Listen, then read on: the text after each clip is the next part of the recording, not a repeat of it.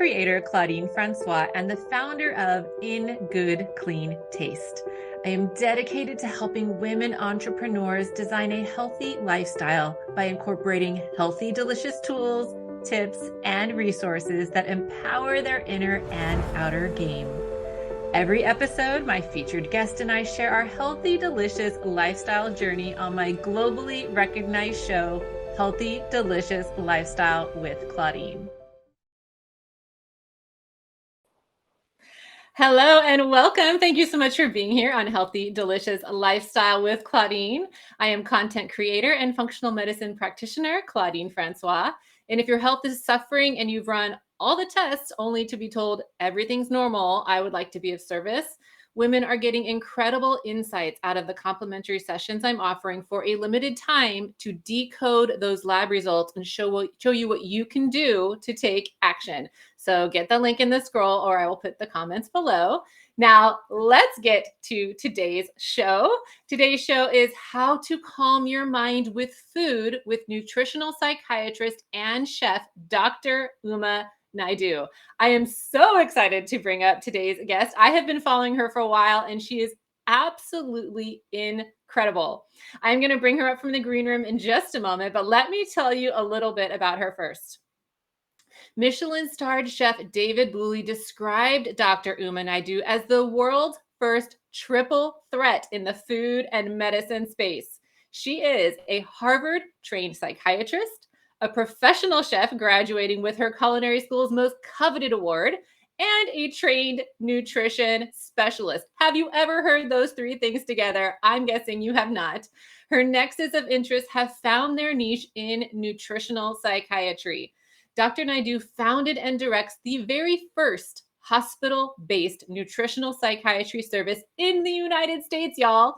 She is the director of nutritional and lifestyle psychiatry at Massachusetts General Hospital and director of nutritional psychiatry at MGH Academy while serving on the faculty at Harvard Medical School. She was considered Harvard's mood food expert and has been featured in the Wall Street Journal. Dr. Naidoo is also the national best-selling author of This Is Your Brain on Food, which is one of my favorite books.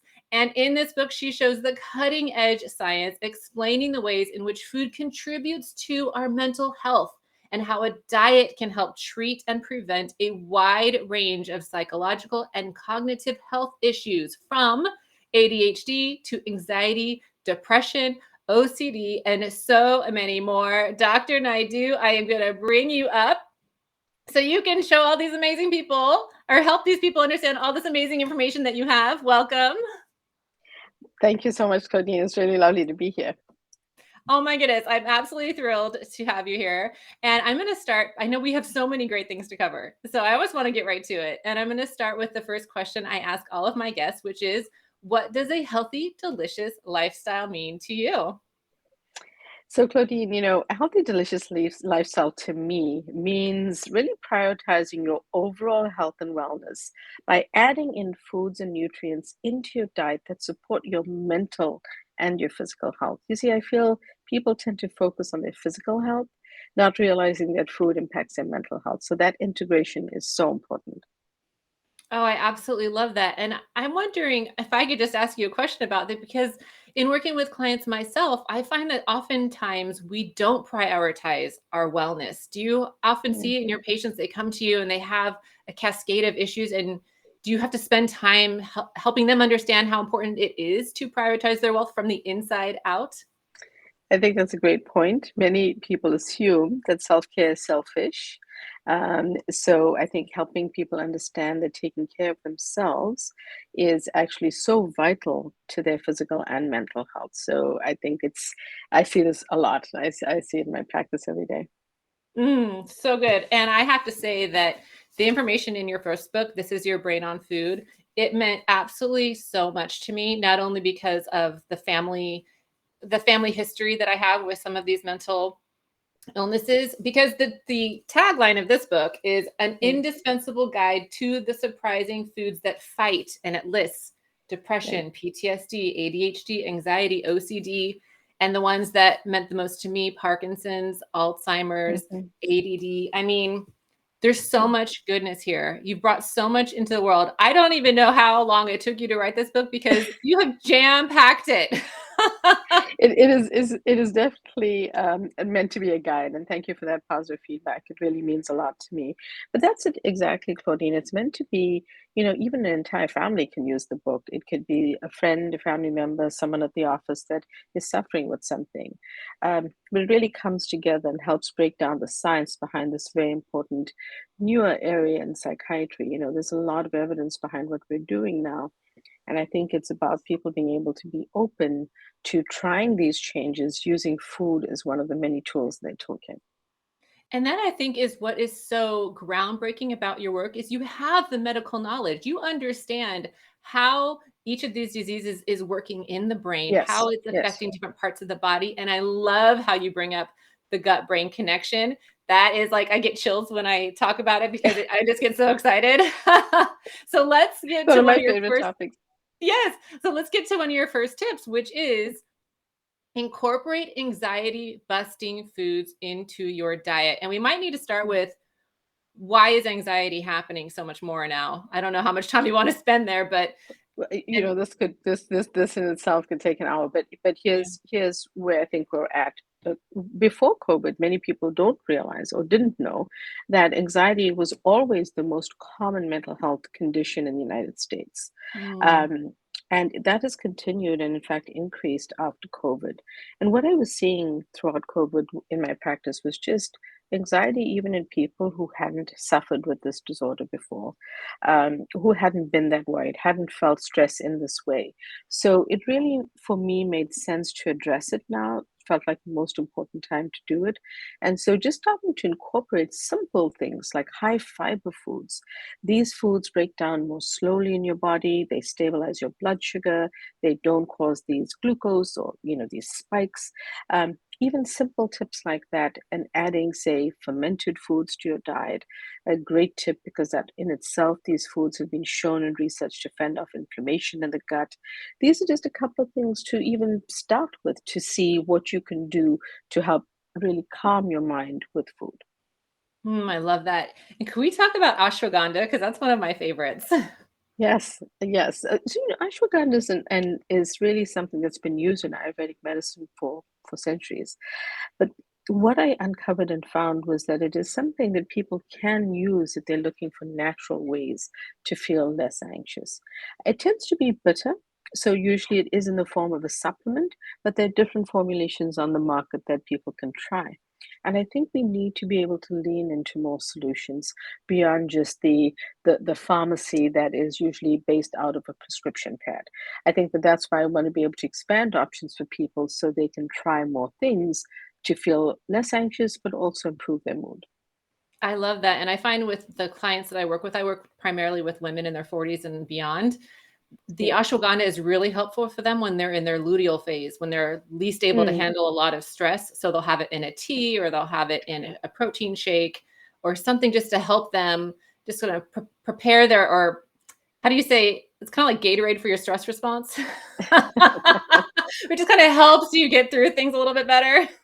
Right, right. I totally get that. It's just how do we find the best solutions to help ourselves?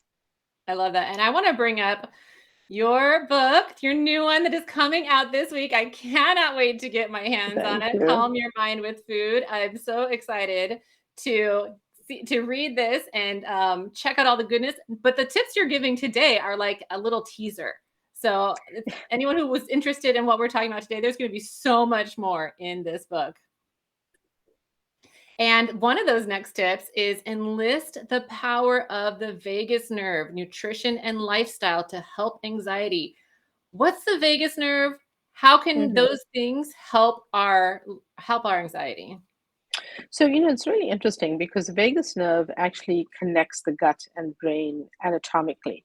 So we've touched on the fact that the gut and brain are connected, but they actually originate from the exact same cells in the human embryo. They then divide apart to form these two separate organs.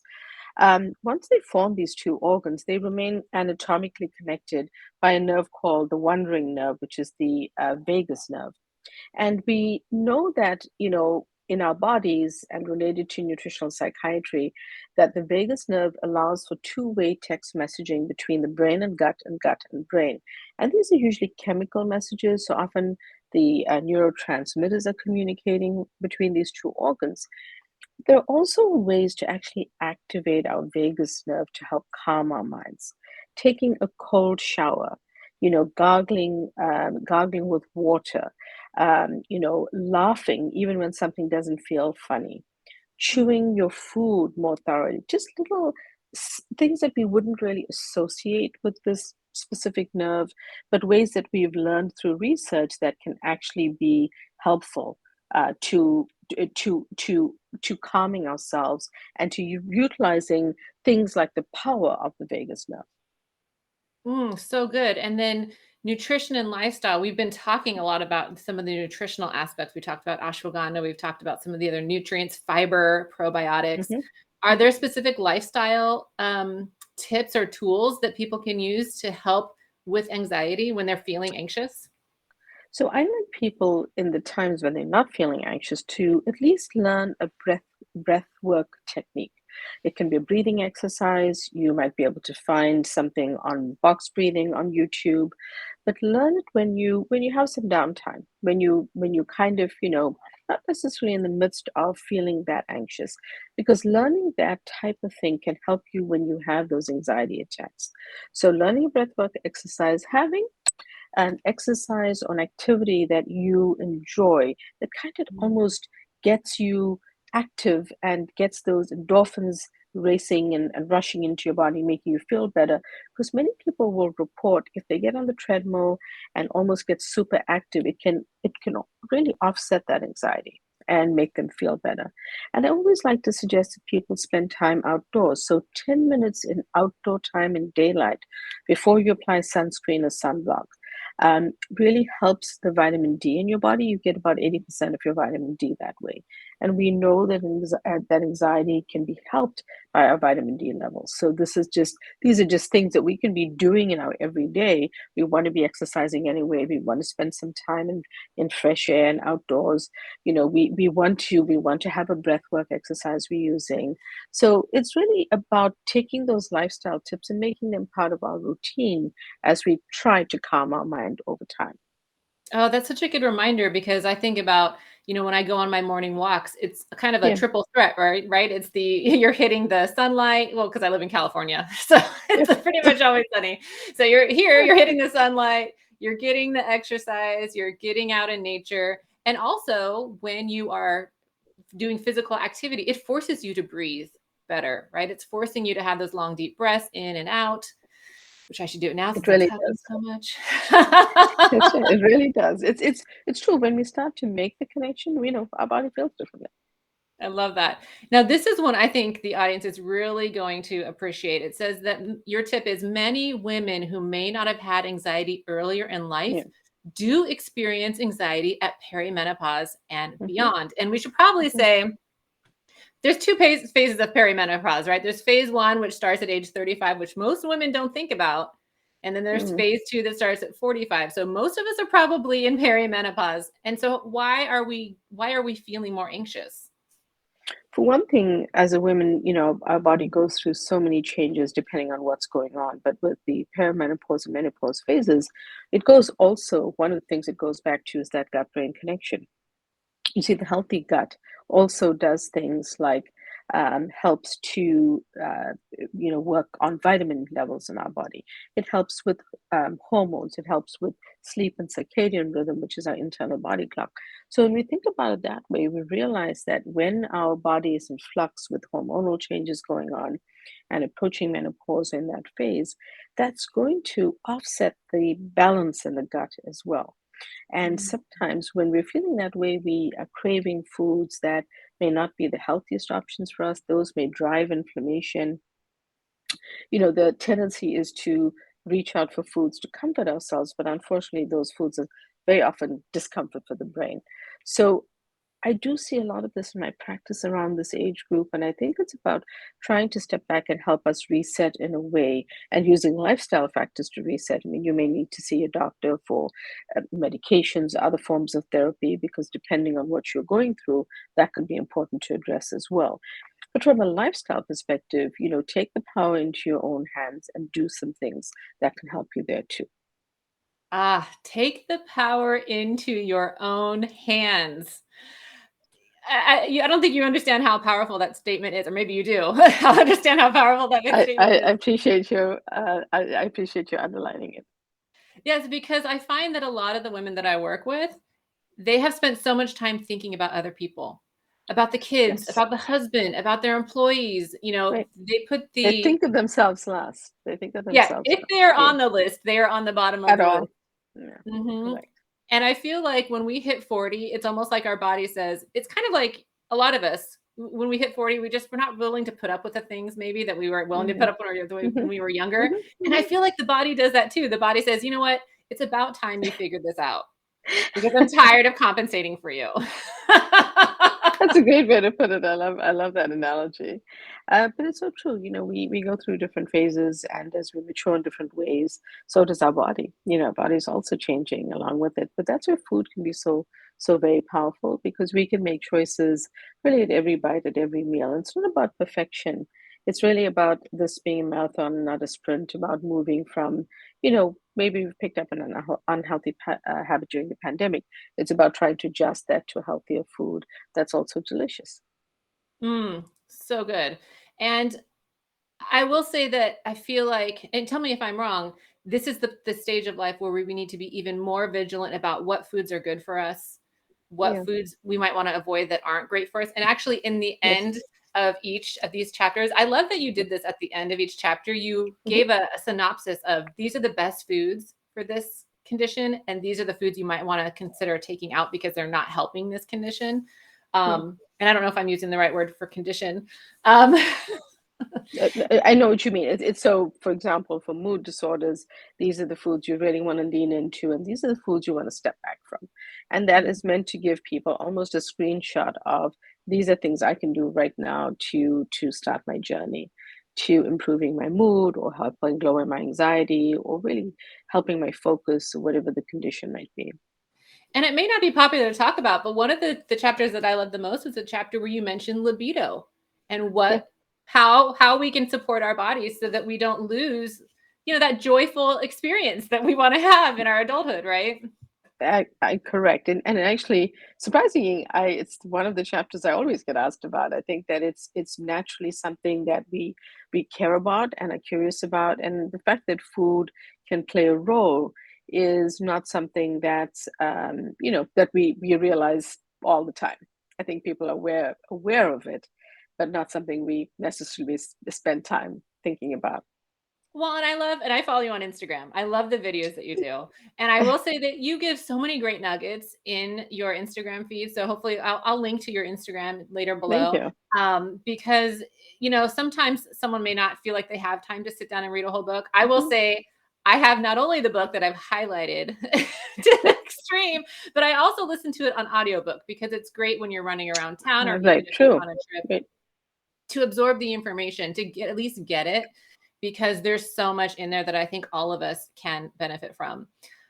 Oh my gosh. So your next tip, so good. Listen to your gut for signs of Mhm, an anxious gut so you can mhm, effectively support it. And the thing I love about this tip, because we're going to talk about what are those signs and how we can support it. But the thing I love mhm. about it is you're saying listen to your gut. So many of us forget to listen to our gut. So tell me more about this tip. I think that again, the gut is one of the very central mechanisms to all of this, and very often I'll hear my clients talk about having an upset stomach, having symptoms that are related to their gut, and they'll also at the same time be telling me about this increased stress at work, an argument with their boss, or a problem with one of the children, an argument with a spouse, whatever it is, and they don't really realize that stress also directly affects our gut. So research has shown that when we, say, have an argument with a spouse, those gut microbes respond almost instantaneously. They start to evolve and change. So, any perception of anxiety, worry, and stress impacts those microbes. And so listening to your gut is really about helping us remember that if we're feeling uncomfortable, we're feeling queasy, we're feeling nauseous, we feel, like we have to run to the bathroom every 5 minutes because we're so uncomfortable. In other words, our body has kind of gone into overdrive due to this anxiety. It's then time to pay attention and trying to see, do you need to pull out the breathing exercise? How do we help stimulate that vagus nerve? What do we do to help calm ourselves down? And it becomes important because often people are reporting the symptoms. I'm sure you see this as well, but not connecting it to what might be going on. Oh, that's so important because I feel like the symptoms are our body's warning lights. Like on a Yes, car, you get the warning light that, oh, your tire pressure is and low beeping. or you need oil to your oil change. And when we have these symptoms, it's our body trying to get us to pay attention. I mean, for years when I was in Yeah. corporate America, I was stressed out beyond belief. I would get these Mm, debilitating migraines there you and go. Yeah, I I hear this didn't all the time. understand. Right? Yeah. Leave the And job and the migraine disappears. Yeah. yeah, and so it was like my body was begging me to do something. It was like, "Pay Hmm. attention." And it took me a really long time, embarrassingly long time to make that connection to realize what was going on. And interestingly, because I know you talk a lot about this in your book, one of the things that when I took out gluten and I stopped Mm, getting the migraines because you talk about interesting. inflammation a lot Yeah. Hmm. in your book, and that's a very inflammatory I do. food. It is inflammatory for a lot of people, and let me qualify that it's the type of gluten that we consume in the Mm. United States in the forms of, because gluten is the main protein found in many breads that we eat. Um, but unfortunately, the way that it's grown and the crops are developed in the United States are very different from other parts of the world. So, I don't want people to be afraid of whole grains, which are important for our gut health. But some people cannot tolerate gluten, certainly the versions that we have in our store-bought bread here, and they need to be much more careful. And that's where I might have someone eliminate a certain food and watch for their symptoms or symptom relief. So it's definitely something on the to be watched list to see if you feel better. Should you exclude that food?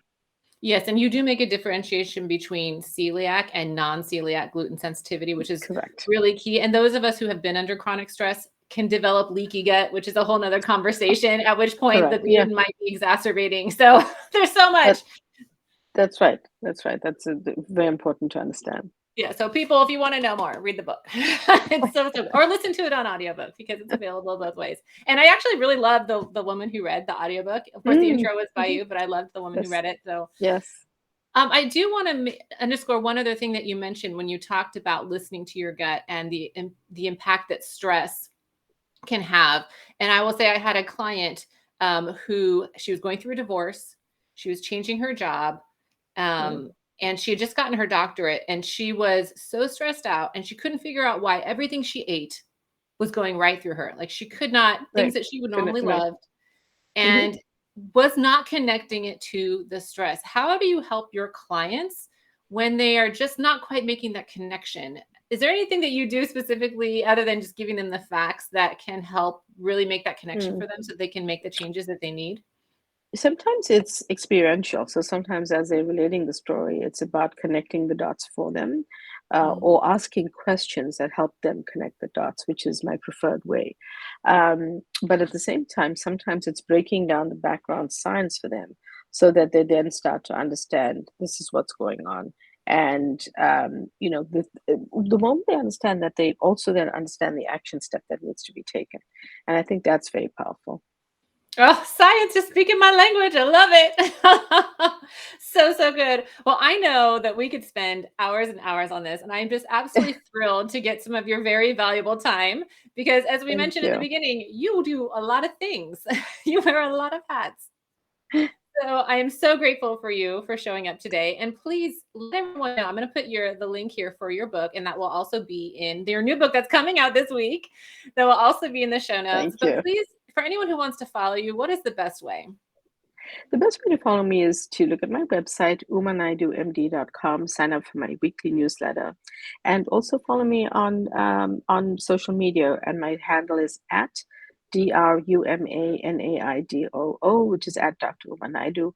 That's where you're referring to us always putting out information, your research, and stuff that, just gives it to you in sound bites for you to understand, where you may not have time to read the full book in that moment. You may have that as a reference at home, but you can lean on us on social media.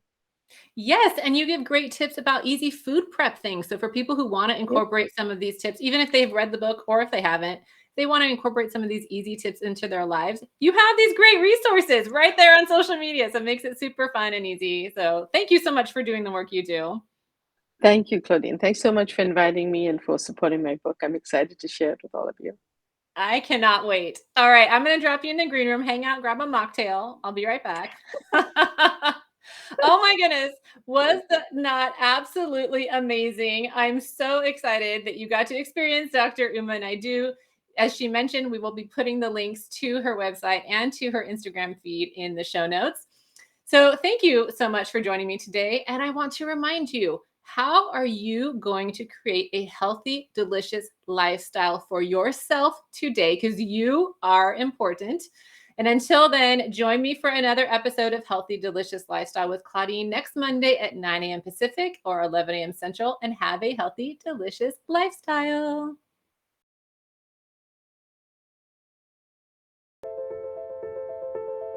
Thank you for joining me today. You can learn more about me, my products, and services at ingoodcleantaste.com. Be sure to join me for another episode every Monday at 9 a.m. Pacific or 11 a.m. Central Standard Time on my globally recognized show, Healthy Delicious Lifestyle with Claudine.